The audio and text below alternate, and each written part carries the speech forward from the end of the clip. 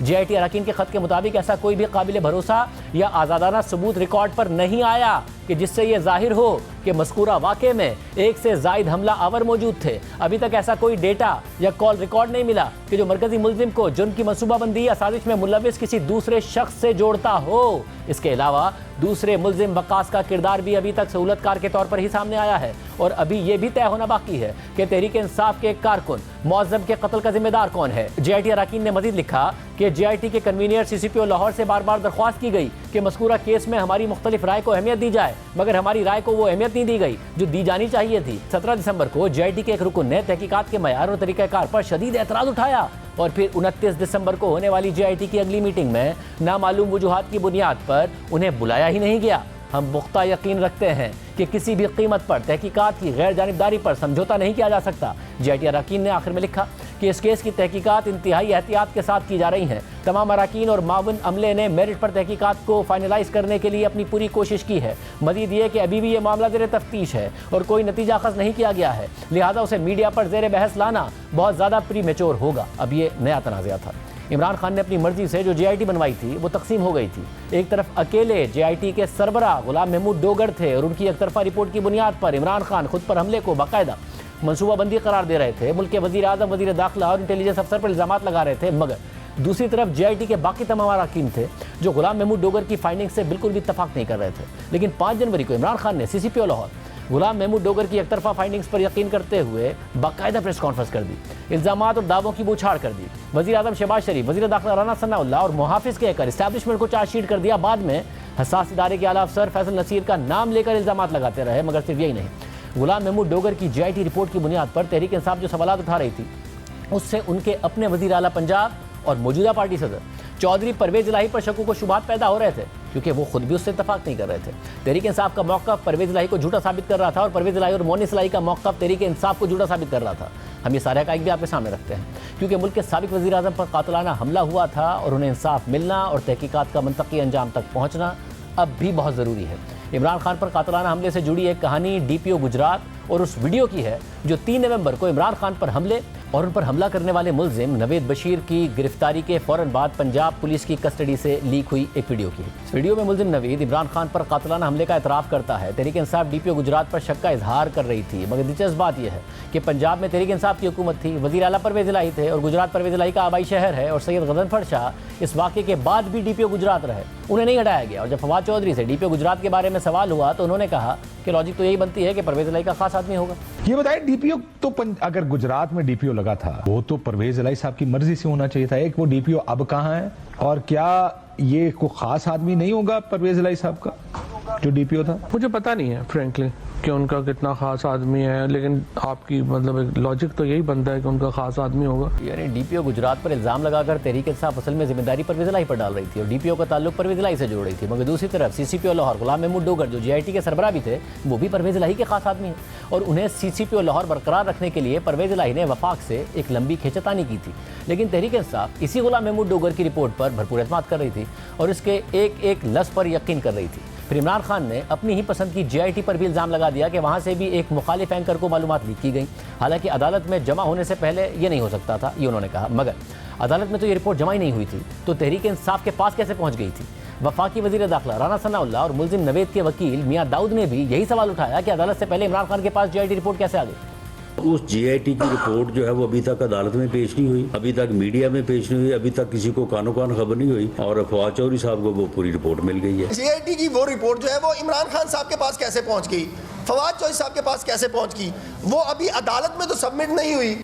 इस पूरी कहानी में एक और तजाद यह है कि इमरान खान पर फायरिंग सिर्फ मुल्जिम नवेद ने की थी या और लोग भी शामिल थे। फवाद चौधरी ने JIT रिपोर्ट के हवाले से दावा किया कि इमरान खान पर हमले में 3 हमलावर शामिल थे, छतों से भी गोलियों के खौल मिले। पुलिस इन्वेस्टिगेशन है उसमें ये बात साबित हो गई है कि 1 नहीं 2 नहीं बल्कि 3 हमलावर इमरान खान के ऊपर असैसिनेशन अटैम्प्ट में शामिल हैं। 14 जो बुलेट्स हैं वो ज़मीन के ऊपर से बरामद हुई हैं, 9 बुलेट्स वो एक बिल्डिंग के ऊपर से जो हैं वो बरामद की गई हैं, जो कि बिल्कुल सामने बिल्डिंग जो है वो मौजूद थी। उसमें भी 7 बुलेट्स एक जगह से मिली हैं, 2 जगह से बुलेट्स जो हैं वो और मिली हैं। मगर वज़ीर आला पंजाब चौधरी परवेज़ इलाही के आबाई शहर गुजरात के DPO ने हमारे प्रोग्राम में बताया कि ज़मीन से 11 गोलियों के खौल मिले हैं, छतों से कोई खौल नहीं मिला। कहा जा रहा था कि शायद किसी छत से, किसी घर से ना एक और हमलावर ना हो जिसने गोलियां चलाई हो। पुलिस को कोई ऐसी एविडेंस मिली?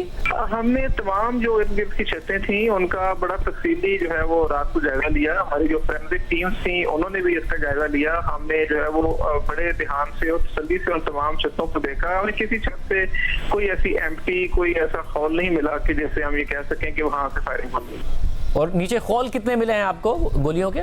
PFSA ने फौरी तौर पे मौके से जो है वो सारी अपनी एविडेंस को प्रिजर्व किया, तो उसके अंदर जो एम्प्टीज थी वो टोटल कुछ 11 मिली हैं, जिसके अंदर 9 जो हैं वो पिस्टल की हैं, जबकि 2 जो हैं वो SMG के जो राउंड होते हैं उनके खौल हैं। जो SMG के भी आपको खौल मिले हैं वो भी नीचे से मिले हैं, छत से नहीं मिले? जी बिल्कुल नहीं जी। मुलजिम नवीद की पिस्तौल की गोलियों के खौल के अलावा 2 अलग खौल भी मिले थे। ये गोलियां किसने फायर की थी ये सामने नहीं आया, मगर गजनफर अली शाह परवेज़ इलाही के शहर गुजरात के DPO रहे और इमरान खान सहाफ़ियों, इस्टेब्लिशमेंट, वज़ीर आज़म और फ़ौज सब पर इल्ज़ाम लगाते रहे, मगर अपनी पंजाब हुकूमत होते हुए DPO का एहतसाब दूर की बात उन्हें उस वक्त तक ओहदे से भी नहीं हटवाया था। दूसरा बड़ा सवाल ये भी है कि मकतूल मौज़म को किसकी गोली लगी थी, क्योंकि पोस्टमार्टम रिपोर्ट में ये सामने आया है कि मौज़म को ऊंचाई से फायर की गई गोली लगी थी और वफाकी वज़ीर दाखिला राना सनाउल्लाह और मुलजिम नवेद के वकील का दावा है कि वो गोली कंटेनर पर मौजूद इमरान खान के गार्ड ने चलाई थी, जिसे शामिल तफ्तीश नहीं किया गया। इमरान खान पर हमले की जो वीडियो सामने आई उसमें भी इमरान खान के गार्ड को कंटेनर से फायर करते हुए देखा जा सकता है, मगर इसकी तहकीकात के हवाले से उस वक्त कोई हक़ाइक़ मंजर आम पर नहीं लाए गए। तहम इस कहानी का एक और अहम तनाज़ा हमले की FIR के इंदराज से मुताल्लिक था।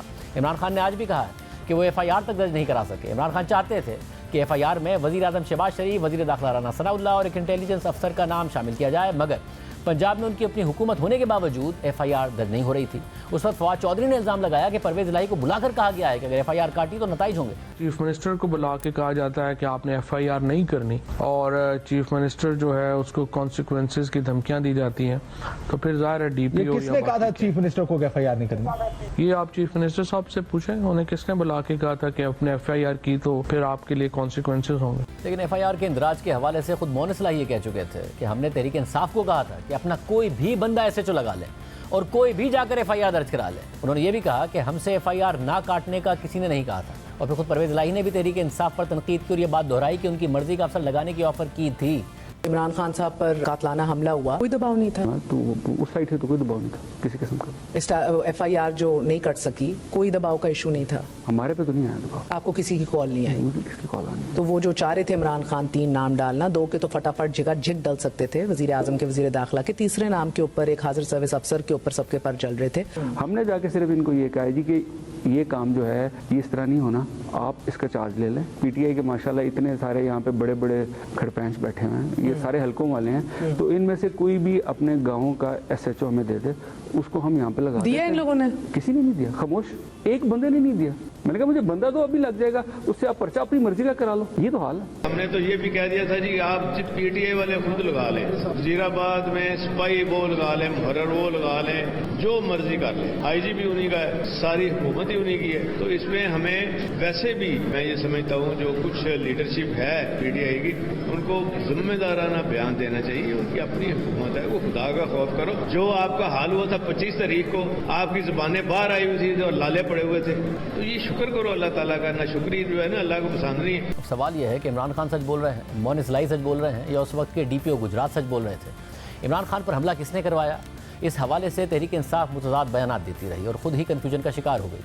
4 जनवरी को इमरान खान के नाम से बोल TV पर यह खबर चली कि इमरान खान को कत्ल कराने का मंसूबा जनरल कमर जावेद बाजवा का था ताकि मुल्क पर इमरजेंसी नाफिज की जा सके। इस खबर के बाद फवाद चौधरी ने ट्विटर पर बयान जारी किया कि इमरान खान से मंसूब बयान गुमराहकुन और सियाक़ो सबाक से हटकर है। वो कल JIT के इंकशाफात से मुतालिक एक प्रेस कॉन्फ्रेंस करेंगे। हम तहकीकात के हतमी होने तक किसी पर इल्ज़ाम नहीं डाल सकते। मगर फिर दिलचस्प बात यह है कि फवाद चौधरी उसी दिन ही काशिफ अब्बासी के प्रोग्राम में ये कह चुके थे कि कुछ हल्के इमरान खान से जान छुड़ाना चाहते थे और ये भी था कि अगर इमरान खान कत्ल हो जाते हैं तो पाकिस्तान में मार्शल लॉ लगने से कोई नहीं रोक सकता। वो हल्के हैं, वो पाकिस्तान में इमरान खान से जान छुड़ाना भी चाहते थे और ये भी था पाकिस्तान के अंदर के एक अगर इमरान खान को असैसिनेट हो जाते हैं तो फिर पाकिस्तान में जो मार्शल लॉ है वो लगने से कोई नहीं रोक सकता था। अब मुल्क में मार्शल लॉ आर्मी चीफ लगा सकते हैं और मार्शल लॉ वज़ीर आज़म और उसकी हुकूमत के खिलाफ लगता है, तो फिर शहबाज शरीफ और जनरल बाजवा दोनों एक साथ इस अमल में कैसे मुलविस हो सकते थे? आज़ादी। अल्लाह हाफ़िज़।